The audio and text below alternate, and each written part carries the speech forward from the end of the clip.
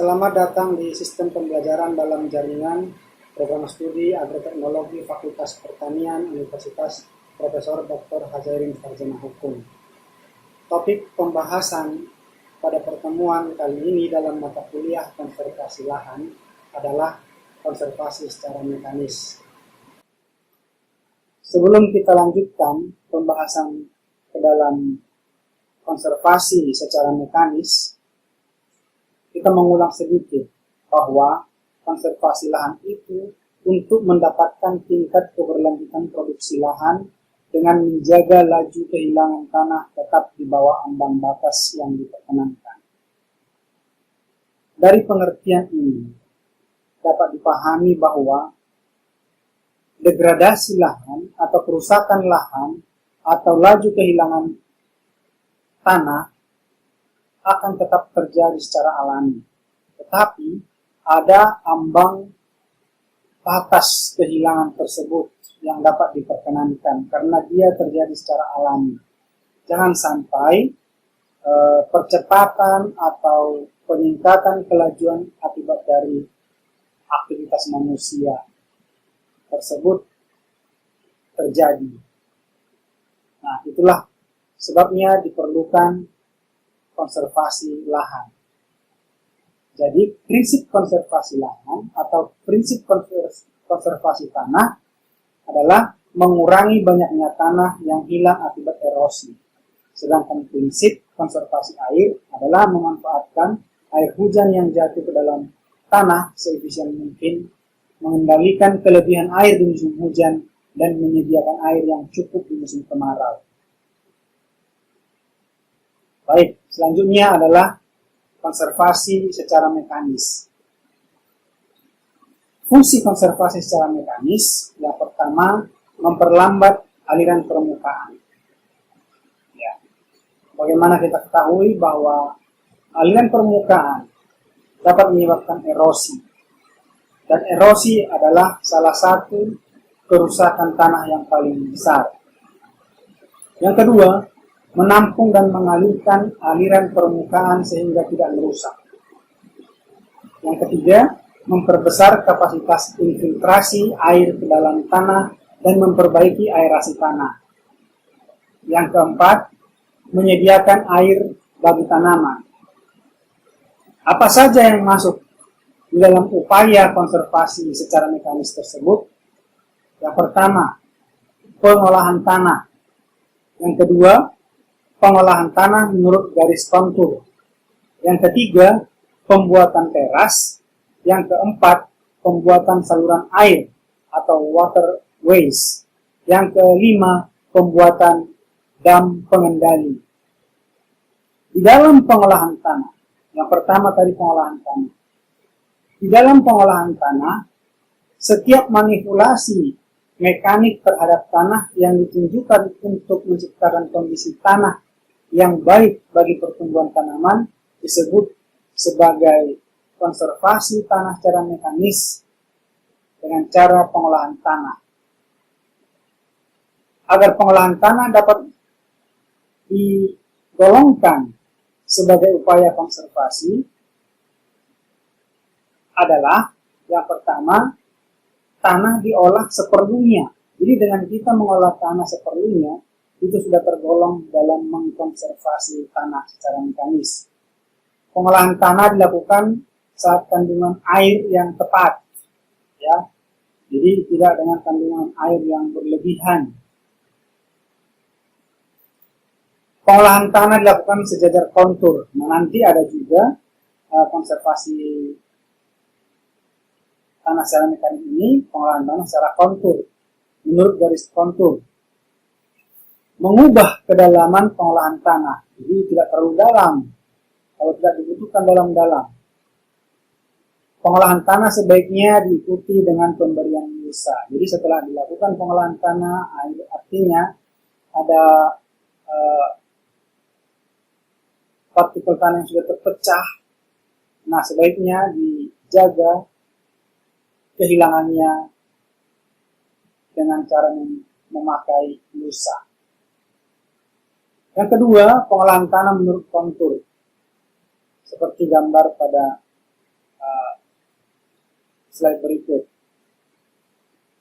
Pengolahan tanah menurut kontur itu bisa kita membentuk penghambat aliran permukaan. Dan pengolahan tanah dengan atau seturut garis kontur ini bisa menciptakan penampungan air sementara sehingga memungkinkan penyerapan. Nah, dengan cara ini, ya, pengolahan tanah secara kontur menurut garis kontur ini dapat mengurangi laju erosi sebanyak 50%. Sehingga tanah dikonservasi, air juga dikonservasi. Selanjutnya adalah dengan guludan, ya, kontur bands. Itu berupa tumpukan, jadi dia tetap mengikuti garis kontur. Itu bisa dilihat seperti gambar berikut. Tetapi ada tumpukan kecil di setiap ujung dari perbedaan konturnya. Jadi tumpukan tanah dibuat memanjang seperti guludan, galengan yang dibuat memanjang memotong kemiringan lahan.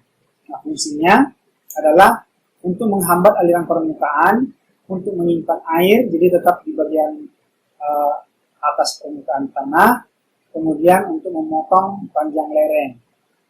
Tingginya bisa sekitar 25-30 cm tumpukannya. Ini sama seperti membuat guludan atau bedengan, tetapi dia mengikuti garis kontur.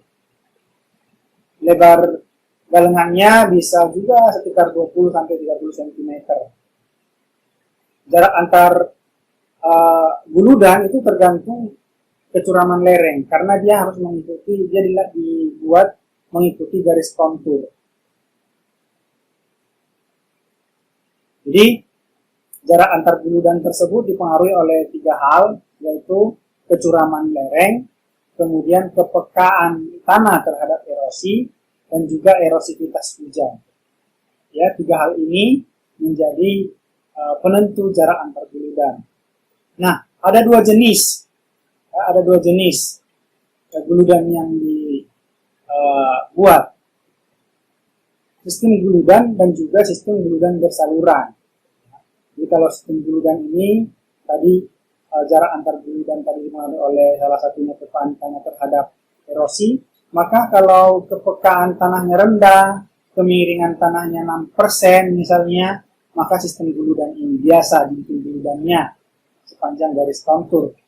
Nah, tetapi yang kedua, guludan bersaluran itu jika lahannya lebih curam dan kepekaan tanah tersebut terhadap erosi itu tinggi, seperti gambar berikut. Jadi yang di atas adalah guludan, yang di bawah yang B adalah guludan bersaluran. Selanjutnya adalah teras. Nah, teras ini timbunan tanah yang dibuat melintang atau memotong kemiringan tanah. Fungsinya untuk menangkap aliran permukaan, mengarahkan ke outlet, bisa menjadi sebagai penyerap air, kemudian akhirnya berfungsi sebagai pengurang erosi. Jadi mirip dengan guludan juga, tetapi dia ada outlet. Ya, jenis teras, ada teras pengelak, ini untuk menangkap aliran permukaan dan mengalirkan ke outlet melalui kontur yang sudah terpotong tadi, aliran yang sudah dibuat mengikuti kontur, jadi dipotong garis konturnya. Jadi seperti tadi ada guludan mengikuti garis kontur, kemudian di setiap jarak tertentu ada konturnya tersebut dipotong untuk bisa mengalirkan air ke outlet. Melalui itu merupakan outletnya. Kemiringan teras ada tentu tidak terlalu miring, kecil, supaya tidak terjadi erosi yang besar. Ada 2 jenis ya teras ini, teras Magnum dan teras Nicholas. teras Magnum bisa dilihat dan teras Nicholas bisa dilihat dari gambar berikut. Kemudian teras retensi. Teras retensi cenderung dalam berfungsi untuk penyimpanan air. Jadi menampung di bagian bukit, ada bagian tanah untuk menampung air untuk periode yang begitu panjang, bisa sampai 10 tahunan. Ya. Kemudian ada teras bangku. Ini untuk caranya dengan memotong lereng dan meratakan tanah bagian bawah. Jadi kemiringan tanah mungkin 30 sampai 50 derajat ya. Nah, untuk gambarnya bisa dilihat di samping berikut. Saluran pembuangan air ya. Ini bertujuan untuk menghindari terkonsentrasinya air di permukaan. Aliran permukaan di sembarang tempat. Jadi tidak di semua tempat terjadi konsentrasi aliran permukaan, tetapi dibuat saluran pembuangan airnya mengarahkan dan menyalurkan aliran permukaan dengan kecepatan yang tidak erotif ke lokasi pembuangan. Jadi saluran pembuangan air ini ada 3 macam: saluran pengelak, saluran teras, dan saluran berumput. Kemudian ada lagi sumur resapan. Jadi konservasi lahan secara mekanis ini selanjutnya adalah sumur resapan. Jadi ini merupakan sistem drainase di mana air ditampung pada suatu sistem resapan. Jadi dibuat penampungan air nanti supaya dia bisa meresap. Air tidak dibuang ke sungai atau ke laut, tetapi dikembalikan ke dalam tanah. Sehingga contoh-contoh misalnya seperti sumur resapan ini, sumur kosong ya, dengan kapasitas tampung yang cukup. Ada di beberapa tempat dibuat. Nah, dalam membuat sumur resapan, apa faktor yang mempengaruhi dimensinya? Yang pertama tentunya luas permukaan penutupan. Yang kedua karakteristik hujan. Yang ketiga koefisien permeabilitas tanah. Yang keempat tinggi muka air. Nah, ini gambar bisa dilihat seperti apa sumur resapannya. Nah, itulah teknik konservasi lahan secara mekanis. Selanjutnya, jika ada yang ingin didiskusikan, silahkan digunakan media komunikasi online dalam jaringan yang sudah kita siapkan, baik melalui forum yang ada di sistem pembelajaran daring ini maupun melalui media grup WhatsApp. Terima kasih dan sampai bertemu di pertemuan berikutnya.